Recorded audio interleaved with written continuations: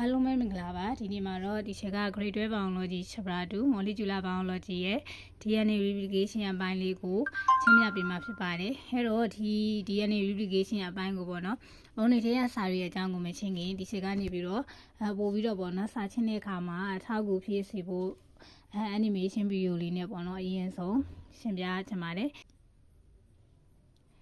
ဟုတ်ပြီ DNA ရဲ့အကြောင်းကိုပြောမယ်ပေါ့နော် DNA ပြန်ပြောမယ်ဆိုလို့ချင်း DNA ဆိုတာက2 polynucleotide strand နှစ်ခုရှိမြဲသူကလေရစ်ပတ်လင်ခွေနေပြီးတော့တဖိတ်လေး structure လေးရှိတယ်ဟုတ်ပြီအဲ့ဒီကနေသက်စင်မှာသူတို့မှာဆိုလို့ချင်းသူတို့ရဲ့ complementary base အတွဲလေးကိုပြန်ပြောတယ်သူတို့မှာဆိုလို့ချင်းဖွဲ့စည်းထားတာက nitrogenous base လေးတွေကပေါ့နော် A D C G ဆိုပြီးတော့ရှင်းမယ်အဲ့ဒါက A က D နဲ့တွဲမယ် C က G နဲ့တွဲမယ်ဒီလိုမျိုး nitrogenous base အတွဲလေးတွေ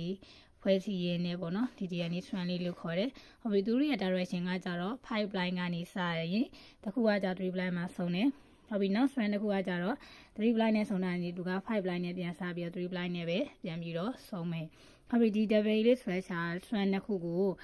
ပထမဆုံးအဆင့် replication ဖြစ်ပြီဆိုလို့ရှိရင် zip ဖွင့်တယ်လို့မျိုး helical enzyme ကနေပြီးတော့ zip ခွဲတယ်လို့မျိုးခွဲလိုက်တဲ့အခါမှာသူ့ရဲ့ပုံစံလေးက replication 4 ပုံစံလေးဖြစ်သွားတယ်။ဟုတ်ပြီဒီ replication 4 ပုံစံလေးဖြစ်သွားပြီဆိုလို့ရှင်သူတို့မှာနှစ်ခုကွဲသွားပြီဆိုတော့သူ separate strand ပေါ့နော် strand နှစ်ခုရှိသွားပြီဆိုလို့ရှင်တစ်ခုချင်းစီက template တစ်ခုအနေနဲ့လုပ်တယ်ဆိုတော့ဒီ strand တွေကိုနောက်တစ် strand တစ်ခုဖြစ်ဖို့ရတဲ့ဆိုလို့ရှင်ဒီ primary enzyme ကနေပြီးတော့အရင်ဆုံး primary ရှာလိုက်အဲ့ဒါကစပြီးတော့ပေါ့နော် DNA strand စတင်တဲ့အဆင့်ဟုတ်ပြီ primer ကနေပြီးတော့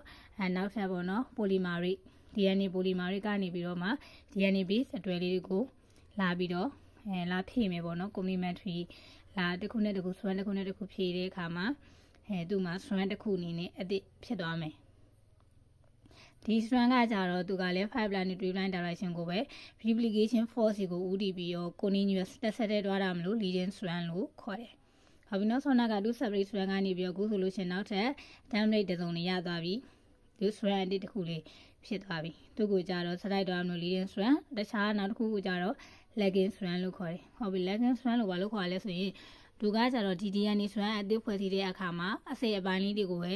segment လေးကိုလုပ်တယ်အဲ့ဒါလေးကို Okazaki fragment လို့ခေါ်တယ်ဟုတ်ပြီဒီ segment လေးတွေကပေါ့နော်တစ်ခုပြီးတစ်ခုလုပ်ဖို့ရတယ်ဆိုရင်ပထမဆုံးအဆင့် primer လာမယ်ပြီးရင်DNA polymerase ကနေပြီးတော့မှ DNA base လေးတွေကိုပေါ့နော် complementary လာပြီးတော့တစ်ခုကိုတစ်ခုဖြည့်ဖက်လုပ်မယ်သူ့ကိုကြည့်မယ်ဆိုလို့ရှိရင်ဒီ strand ဒီဆောက်တာက replication 4ရဲ့ဝေးရဘက်ကိုသွားနေတယ်အဲ့ပြီးလို့ရှိရင်လေ segment လေးတွေ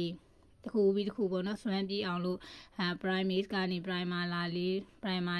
ချလိုက်ပြီးရင် DNA polymerase ကနေပြီးတော့နောက်ထပ် DNA base ပေါ့နော် complementary base လေးတွေလာလုပ်ရင်နဲ့မှာ strand အသစ်တစ်ခုဖြစ်သွားတယ်